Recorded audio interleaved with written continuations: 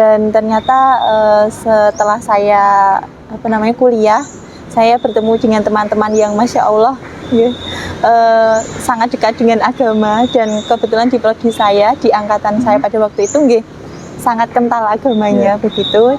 Dan kadang ada kajian ngoten saya tertarik ngoten istilahnya melihat teman-teman saya yang adabnya, akhlaknya yang Masya Allah terjaga, terdidik ngoten, dibandingkan dengan saya yang dulu ngoten, itu yang membuat saya salah satu daya tarik saya ngoten untuk masuk Islam ngoten. Dan ketika saya masuk Islam, saya semakin menemukan kebenaran.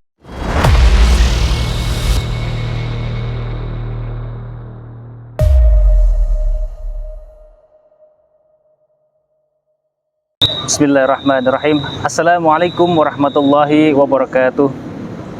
Alhamdulillahilladzi arsala rasulahu bil huda wa dinil haq liyudhhirahu 'alad dini kullih wa kafa billahi syahida. Asyhadu an la ilaha illallah wahdahu la syarikalah wa asyhadu anna sayyidina Muhammadan 'abduhu wa rasuluh. Allahumma shalli 'ala sayyidina Muhammad wa 'ala ali sayyidina Muhammad. Rabbi shrah li sadri wa yassir li amri wa hlul 'uqdatam min lisani yafqahu qawli, amma ba'd. Pemirsa sahabat Mualaf TV dimanapun berada, jumpa lagi bersama saya Cak Nur, tentunya dengan tayangan yang inspiratif, informatif, dan edukatif. Alhamdulillah, di samping saya sudah ada narasumber yang insya Allah akan berbagi kisahnya kepada kita semuanya. Jadi tonton sampai selesai, jangan di skip-skip supaya tidak gagal paham. Sebelum kita ngobrol-ngobrol banyak dengan narasumber, jangan lupa dukung terus channel Mualaf TV dengan cara subscribe, like, komen, dan share supaya channel Mualaf TV ini terus berkembang dan bermanfaat untuk umat. Baik, mungkin sudah tidak sabar lagi, kita langsung saja sapa narasumber kita. Assalamualaikum warahmatullahi wabarakatuh. Waalaikumsalam warahmatullahi wabarakatuh. Gimana kabarnya? Ya, alhamdulillah baik, Pak. Baik, sehat ya? Sehat, alhamdulillah. Alhamdulillah. Mungkin biar Afdol memperkenalkan dulu kepada pemirsa Mualaf TV, perkenalkan nama, asal, kemudian agama sebelumnya. Tafadhol. Bismillah. Perkenalkan, nama saya Lintang Nurhayati. Saya asli dari Pati dan sekarang berdomisili di Solo, tepatnya di Kentingan. Kemudian agama saya yang terdahulu adalah Kristen Protestan, dan alhamdulillah saya mendapatkan hidayah dari Allah Subhanahu wa taala tepatnya pada tahun 2019 di bulan Maret. Dan alhamdulillah pada saat itu saya hijrah dan menjadi seorang muslim. Masya Allah, alhamdulillah ya. Jadi bulan Maret ya. Bulan Maret 2019. Keluarga ada berapa? Saya di Pati niku sebelumnya tinggal dengan ibu dan bapak saya dan satu adik saya dan nenek saya, tapi nenek saya sudah meninggal saat ini. Kemudian keluarga besar saya yang dari ayah saya itu sebenarnya muslim. Oh, keluarga intinya aslinya muslim. Yang dari ayah saya kebetulan di Solo juga. Nenek saya dan beberapa keluarga lain di Solo. Namun ada juga yang sudah merantau seperti itu. Tapi yang dari ibu saya sebagian besar Kristen. Tapi segaris keturunan dengan mbah saya yang Kristen itu. Jadi ada juga yang muslim Ada yang muslim, ada yang Kristen. Jadi gitu ya? Sebenarnya dulu juga mbah saya yang dari ibu saya yang Kristen itu muslim juga dulunya. Jadi pindah Kristen ngoten. Apa karena pernikahan mungkin ya? Karena saya kurang begitu tahu ceritanya, tapi informasi yang saya dapatkan pindahnya niku karena ada yang membawa agama ke daerah sana ngoten intinya. Terus gimana akhirnya memutuskan masuk Islam? Awal mulanya sebenarnya sudah dari SMA saya mengalami gejolak batin Pak. Karena pada waktu SMA niku saya masih ingat beberapa kali saya ikut teman saya sholat. Teman saya sholat pada waktu zuhur. Itu di masjid, tapi saya nggak sholat pada waktu itu. Dan saya nunggu di luar. Gitu. Terus setelah itu baru jajan. Gitu. Kemudian di SMA juga saya sebenarnya pada agama yang dulu itu ada perkumpulan seperti anak Kristen ngoten niku. Oh gitu. Nggih, di SMA niku. Tapi saya jarang ikut karena memang saya sudah napa nggih, boten sreg mawon ngoten. Nggih. Kayak macam persekutuan gitu. Nggih, ngoten persekutuan. Dan ada beberapa kekecewaan saya dalam agama yang dulu, tapi mohon maaf saya tidak bisa sampaikan ngoten. Gitu. Dan ternyata setelah saya kuliah, saya bertemu dengan teman-teman yang masya Allah sangat dekat dengan agama, dan kebetulan di prodi saya, di angkatan saya pada waktu itu sangat kental agamanya begitu. Dan kadang ada kajian ngoten saya tertarik ngoten istilahnya melihat teman-teman saya yang adabnya, akhlaknya yang masya Allah terjaga, terdidik ngoten, dibandingkan dengan saya yang dulu ngoten, itu yang membuat saya salah satu daya tarik saya ngoten untuk masuk Islam ngoten. Dan ketika saya masuk Islam, saya semakin menemukan kebenaran walaupun sebelumnya saya masih istilahnya masih ngambang gitu Pak, belum begitu benar-benar mantap begitu. Dan berjalan seiringnya waktu, Allah itu seperti memfilter saya. Jadi yang awalnya saya, mohon maaf, saya dulu pernah punya hubungan dengan lawan jenis seperti itu, akhirnya juga putus karena memang ya saya meyakini itu sudah kehendak Allah, itu sudah sudah ketetapan Allah untuk memfilter yang seharusnya tidak saya lakukan ngoten niku. Terus alhamdulillah juga ketika saya lulus ini, saya diterima mengajar di Pondok Pesantren Ahmad Dahlan di Nguter Sukoharjo, dan di sana alhamdulillah lingkungannya itu sangat Islami, sangat Islami, dan yang awalnya saya agak malas untuk ikra gitu belajar ikra gitu, sempat putus juga karena pandemi itu saya sempat pulang ke Pati, dan lingkungan di Pati kan tidak mendukung saya untuk belajar ikra untuk ikra. Terus saya kembali ke Solo dan saya menyelesaikan kuliah saya lulus dan alhamdulillah diterima di sana. Saya mulai belajar lagi gitu. Dan semakin kesini karena di setiap pagi itu di sana baik guru maupun siswanya ini Pak, tahfidz. Tahfidz ngoten niku, yang full day niku nggih. Terus di sana mau nggak mau kan saya juga harus belajar Pak. Di situ saya ada semangat, ada greget kalau misalkan pas bareng-bareng tahfidz gitu terus diminta baca satu-satu gitu kan harus bisa Pak. Itu yang membuat saya saya harus belajar lagi terpacu, dan itu justru malah membuat saya semakin ingin ngoten. Alhamdulillah niku ngoten. Sebenarnya pada saat transisi masuk Islam itu karena apa sih yang melatar belakangi sebenarnya apa? Yang melatar belakangi ketidakyakinan saya pada agama yang dulu sebelumnya dan kekecewaan saya. Terus setelah melihat Islam apa yang menjadi akhirnya kok ke Islam nggak ke agama lain itu? Karena ternyata setelah semakin kesini saya mempelajari bahwa Islam itu agama yang paling sempurna dibandingkan yang lainnya. Apa yang dipelajari waktu itu? Apa yang ditemukan yang membuat yakin akhirnya mantap bersyahadat? Kalau dibandingkan ngapunten agama yang terdahulu, kalau agama terdahulu kan ada istilahnya Tritunggal ngoten nggih. Kalau di Islam kan Tuhan ya Esa, Tuhan yang satu ya Allah gitu. Dan itu secara memang agama agak susah dilogikakan Pak, tapi kan mengalir dari hati juga.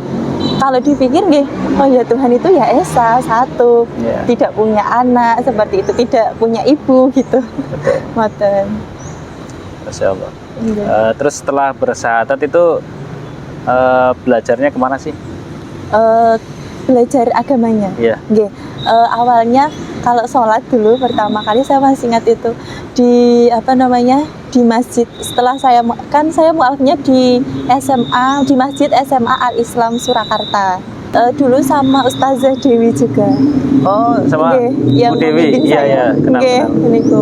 Terus kemudian saya belajar sholat waktu itu kan Isya nopo maghrib nggih, saya lupa. Sepertinya maghrib, Pak. Niku saya belajar diajari wudhu, bagaimana wudhu. Terus waktu sholat itu saya hanya baru bisa mengikuti gerakannya, begitu belum bisa istilahnya dikatakan menuju sempurna, itu belum gerakannya nggih ngoten. Niku, itu untuk yang belajar sholat. Kemudian, setelah itu saya kan pulang ke kos. Nggih. Di kos itu saya nggak langsung ke kos, ke kamar saya, tapi diajak ke kos teman saya. Soalnya kan nanti setelah ini sholat subuh seperti itu, dan itu harus dibimbing ngoten. Dan itu saya diajari juga ngoten sama teman saya niku. Nggih. Sekarang sampai tahap di mana belajar Al-Qur'annya? Belajar Al-Qur'annya saya masih Iqra 5, tapi karena di sekolah ada tahfidz, jadi mau nggak mau ya saya tetap baca surat gitu. Iya. Menghafal tetap jalan, menghafal tetap belajar jalan. Iqra tetap ya. Karena memang tahapan membaca Al-Qur'an kan banyak tahapannya, dari mulai makhorijul hurufnya, tajwidnya, kan. Baik, terus pada saat ikrar syahadat itu, pada saat ikrar ini itu apa sih yang dirasakan Ukti? Pada waktu itu saya sebelum syahadat itu diajari teman saya yang pendek, asyhadu alla ilaha illallah wa asyhadu anna muhammadar rasulullah. Nah, yang dibimbing sama Ustazah Dewi niku agak panjang awalnya gitu, Pak. Jadi saya agak ngikutinya agak susah ngoten nggih. Terus diulang lagi yang kedua, alhamdulillah nggih sudah lancar lah ngoten nggih. Apa yang dirasakan pada saat? Yang saya rasakan, saya seperti ya udah plong gitu, Pak. Maksudnya teman-teman saya malah yang justru nangis, saya tuh nggak nangis, kayak oh gitu toh, Pak. Jadi kayak ya udah ngoten-ngoten yang ini, karena proses yang sudah saya lalui itu sudah berlalu gitu, Pak. Yang sedih-sedihnya itu sudah berlalu ngoten. Ya walaupun setelah dari sana masih ada tantangan lagi, termasuk keluarga saya ngoten. Tapi nggih niku masih nanti dululah dipikirnya ngoten. Pada waktu itu nggih. Ngoten. Sejak bersyahadat sampai sekarang nih kira-kira ujian apa sih yang paling berat? Nggih, ujian yang paling berat adalah ibu saya sendiri, Pak. Awal mulanya niku saya tidak memberitahu ibu karena memang ibu istilahnya agamanya nggih bukan kenceng banget, tapi nggih tetap ada prinsipnya ngoten nggih, Pak. Tapi saya tetap memberitahu bapak saya, nggih. Niku yang saya sampaikan kalau saya mau pindah Islam ngoten intinya bahasanya pada waktu itu. Dan alhamdulillah bapak nggih monggo asalkan itu dari diri sendiri ngoten nggih. Dan jangan dibuat main-main intinya ngoten. Tapi kalau ibu saya belum berani memberitahu pada waktu itu. Nah, tahunya itu ketinggalipun ini kelihatannya dari profil saya waktu itu kok pakai hijab ngoten. Terus ada tetangga saya dan itu masih Kristen juga, itu memberitahu ibu juga ketinggalan ngoten nggih, Pak. Soalnya ibu nggih pada waktu itu boten yang pegang HP Android ngoten pada waktu itu. Pada saat itu ya. Nggih, ngoten. Terus akhirnya ibu dari situ mungkin tahu nggih saya pindah Islam ngoten. Terus ibu tidak menghubungi saya pada waktu itu. Jadi mungkin namanya orang tua nggih, Pak. Masih ini mungkin nggih. Terus saya pulang kemudian ketemu dengan ibu, dan saya melihat ibu saya itu bukan seperti sebelumnya yang ibu yang ketika saya pulang itu antusias gitu, anaknya pulang dari Solo memperlakukannya beda gitu. Memperlakukannya beda gitu. Terus saya agak gimana itu, kayak saya melihat ibu saya itu nangis, kayak habis nangis ngoten. Terus ternyata juga sempat pendarahan ngoten. Kepikiran mungkin nggih, Pak ngoten. Itu yang membuat saya di satu sisi ini ibu saya, tapi di satu sisi ini agama saya yang saya pilih, dan itu akan saya pertanggungjawabkan sendiri gitu. Ngoten itu yang paling ini sih Pak pada waktu itu. Tapi alhamdulillah berjalannya waktu semakin ke sini ibu saya sudah menerima. Nggih, alhamdulillah, dan tidak menarik saya kembali ngoten lah istilahnya. Karena ya semoga paham nggih Pak ibu saya. Nggih. Insyaallah. Ngoten nggih, insyaallah. Kan ibu nggak tahu ya, nggak tahu Pak pada saat persalinan itu nggak tahu. Berarti selama itu backstreet ya sama ibu. Sempat ada waktu yang agak canggung. Itu berapa bulan atau berapa tahun? Kan saya dari mualaf itu dari hijrah itu 2019. 2019 Maret, terus Covid itu saya masuk semester 3. Semester 3 2020 awal. Nggih, itu langsung libur kegiatan kuliah libur. Saya mau nggak mau kembali ke Pati, dan ibu saya juga meminta saya kembali ke Pati gitu. Awal-awal pada waktu saya pulang itu memang ya agak sedikit ini istilahnya bukan beradu argumen gitu. Nggih. Intinya saya kalau bisa ditarik lagi lah ngoten Pak. Kalau bisa ditarik lagi ngoten, tapi nggih karena sudah pada prinsip saya ngoten, sudah pada pilihan saya nggih ya ngapunten ngoten mboten saged niku. Dan selama pandemi niku kan saya di rumah terus, jadi saya sholat gitu tetap sholat, tapi nggih kalau seperti sholat Id ngoten niku saya agak kalau sholat di masjid dekat rumah saya tuh agak canggungnya dengan masyarakat. Memang masyarakat sudah tahu, tapi tetangga-tetangga saya sudah tahu, tapi nanti kalau jadi omong lagi takutnya kena ke ibu saya, perasaan ibu saya mikirnya seperti itu Pak. Jadi saya sholatnya ke masjid yang lainnya dekat, tapi masih tetap dekat rumah lah ngoten. Berarti Bapak Ibu masih masih Kristen ya? Masih Kristen Pak. Kristen kan ya, bukan Katolik ya? Nggih, Kristen Protestan. Kira-kira ada nggak sih hafalan hafalan Al-Quran yang sudah dihafal? Ngapunten, saat ini saya masih misal 10 ayat, setelah itu agak lupa, terus pindah surat lain 10 ayat lupa ngoten niku Pak. Jadi belum yang full satu surat gitu. Enggak apa-apa. Yang bisa aja. Astagfirullah. 1-2 ayat enggak apa-apa. Pokoknya arahnya ke sana, kalau nggak kuat. Ambil kata. Betul. Karena kebetulan saat ini hafalannya Al-Qalam di sekolah nggih niku mawon nggih Pak. Luar biasa, Masya Allah. A'udzubillahi minasyaitonirrajim. Bismillahirrahmanirrahim. Nun wal qalami wa ma yasturun. Ma anta bi ni'mati rabbika bimajnun. Wa innalaka la ajran ghairu mamnun. Wa innaka la'ala khuluqin azim. Fasatu basiru wa yubasirun bi ayyikumul maftun. Sadaqallahul azim. Sadaqallahul azim. Masya Allah. Berarti sudah jalan berapa tahun ya, dari 2019 sampai sekarang, berarti 4 tahun? Nggih, 4 tahun. 4 tahun. Nggih, 4 tahun. 4 tahun ya. Sekarang masih terus belajar ya? Nggih. Jadi yang penting terus istiqomah, terus belajar Al-Quran. Nanti disitulah kita terus menemukan kebenaran amazing di Al-Quran itu kan. Seperti itu. Terus dari keluarga Ukti itu ada nggak sih sampai sekarang yang istilahnya nggak suka atau bertentangan gitu? Banyak Pak. Banyak. Masnya ibu saya langsung, Pak D saya itu pendeta. Pak D? Pak D saya. Oh, Pak D pendeta. Yang masnya ibu. Ibu saya 5 bersaudara. Pak D saya itu nomor 1, 2, 3 atau 4 ngoten Pak. Nggih. Iku pendeta, dan pada waktu itu nggih sempat istilahnya mungkin seperti menasehati saya sesuai dengan keyakinan beliau seperti itu, tapi nggih kembali lagi karena ini sudah pilihan saya, prinsip saya nggih. Tidak bisa seperti yang dulu ngoten. Masya Allah. Niku yang mungkin lumayan ini sih Pak.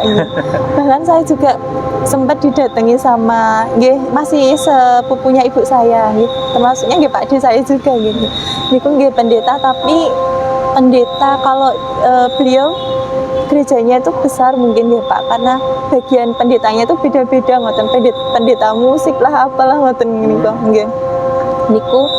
Dan saya didatangi terus istilahnya seperti beradu argumen ngoten tapi saya masih tetap ada prinsipnya ngoten.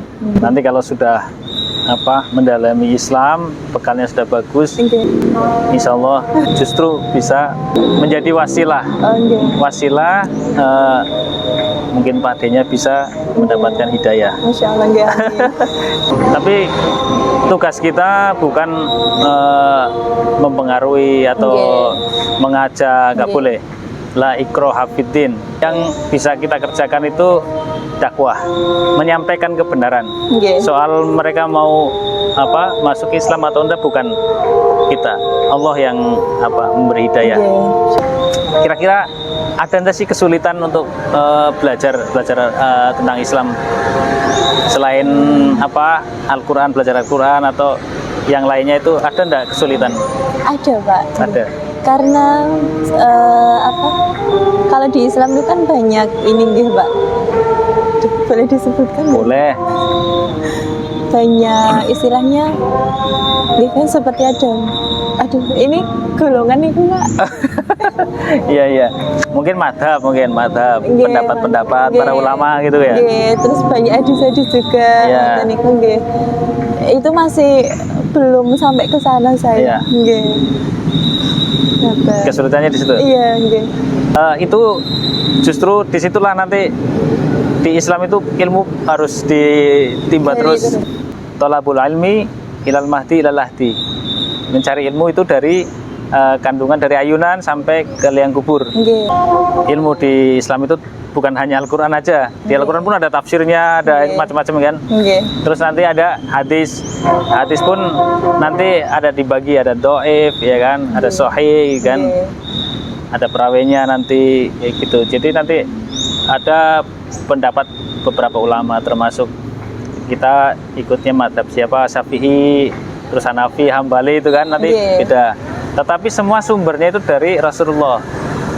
Sumbernya dari Rasulullah. Karena setiap Rasulullah berdakwah, tidak semuanya sahabat itu ikut terus, istilahnya buntuti terus kan. Jadi kadang yang dikerjakan Rasulullah, sahabat ini enggak, yang ikut melihat, yang nggak ikut nggak melihat, ya gitu.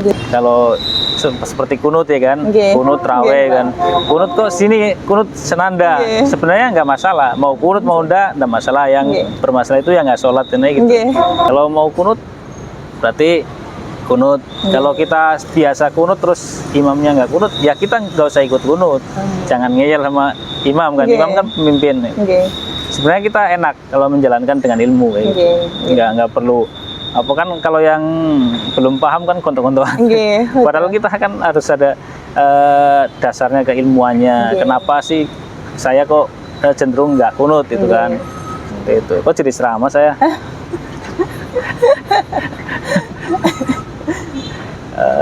Oke, lanjut ya. Oke. Kira-kira Ukti, saya panggilnya apa sih? Ukti? Mbak saja. Oh, Mbak aja. Saya masih terlalu ini kalau Ukti. Ukti ya, Mbak itu sebenarnya saudara perempuan. Ukti, kalau laki-laki kan akhi. Seperti itu. Iya. Mbak aja bisa. Kayak dengarnya beribon kata. Kalau di Ponpes kan kayak gitu kan? Enggak. Saya dipanggilnya Miss niku Pak. Oh, Miss. Karena guru nggih. Masya Allah. Ada nggak sih Mbak Lintang harapan ke depannya? Untuk yang paling dekat dulu nggih Pak. Boleh. Harapan saya nggih, ayah dan ibu saya. Semoga ayah dan ibu saya mendapatkan menemukan kebenaran itu sendiri dalam Islam. Amin. tanpa saya harus memaksa istilahnya ngoten nggih. Melihat saya yang dulu seperti apa, yang sekarang seperti apa, Masya Allah. mempertimbangkan, membandingkan yang Iya. saya yang dulu dengan yang sekarang ngoten. Masya Allah. Niku, itu harapan saya yang paling penting. Paling utama ya. Nggih, ngoten. Dan yang lainnya saya orangnya mengalir nggih, Mbak. Maksudnya nggih monggo ya Allah pripun enaknya ngoten. Yang penting Nggih. yang diridhoi. Nggih, ngoten. Terus Udah. Yang harapannya simpel ya. nggih. Kira-kira ada nggak saran Mbak Lintang untuk pemirsa Mualaf TV yang mungkin sekarang sedang menonton, gitu kan? Buat yang sudah Muslim dari lahir Nggih. maupun yang non Muslim tapi ada keinginan, ingin atau tertarik ingin masuk Islam, Nggih. cuman mereka kadang mungkin masih takut, Nggih. ragu gitu kan. Nggih, Gimana sih khawatir, nggih. bisa berbagi pengalamannya? Silakan. Nggih, bismillah. Untuk teman-teman yang saat ini masih ragu untuk hijrah, nggih, masih masih ada ketakutan, kekhawatiran, ngoten. Jangan khawatir. Insya Allah kalau kita sudah punya niat baik, sudah mau hijrah, nanti Allah sendiri yang akan membimbing kita, mengarahkan kita, ngoten. Dan pasti kalau namanya ujian, nggih, setelah hijrah itu justru yang ujian yang sebenarnya bagi saya, ngoten nggih. Itu yang tantangan, itu bukan bukan sebuah kesulitan tapi nggih tantangan, ngoten nggih. Nggih, insya Allah Allah akan membantu kita, percayalah, ngoten. Dan untuk yang saudara-saudari yang sudah Muslim dari lahir, nggih, bersyukurlah kalian, nggih, yang sudah mengenal Islam, indahnya Islam, kesempurnaan keimanan dalam Islam. Semoga semakin memperbaiki diri gitu, apalagi di zaman yang seperti saat ini, nggih, Pak, banyak penyimpangan. Nggih, banyak penyimpangan gitu. Nggih, ngoten yang bisa saya sampaikan. Nggih, tetap semangat semua saudara-saudara yang belum hijrah maupun yang sudah Muslim dari lahir. Masya Allah, luar biasa. Nggih. Semoga perbincangan kali ini bermanfaat, bisa menginspirasi banyak orang dan menjadi wasilah datangnya atau turunnya hidayah kepada seseorang yang mungkin melihat atau menyaksikan obrolan kita. Nggih, amin, amin. Terima kasih banyak. Nggih, sami-sami, Pak. Demikian perbincangan kali ini. Semoga kita bisa mengambil ibrohnya dari Mbak Lintang yang dulunya non Muslim, kemudian memutuskan untuk berpindah agama atau bersyahadat menjadi seorang muslimah, dan beliau sekarang sudah belajar Al-Quran dan mengajar di pondok pesantren Ahmad Dahlan, gitu ya. Masya Allah. Kedepannya supaya bisa menjadi manusia yang berkualitas dan lebih baik. Demikian, itu saja yang bisa kami sampaikan. Barangkali ada salah-salahnya, mohon maaf yang sebesar-besarnya. Akhirul kalam, wabillahi taufik wal hidayah. Wassalamualaikum warahmatullahi wabarakatuh. Terima kasih banyak. Sami-sami, Pak.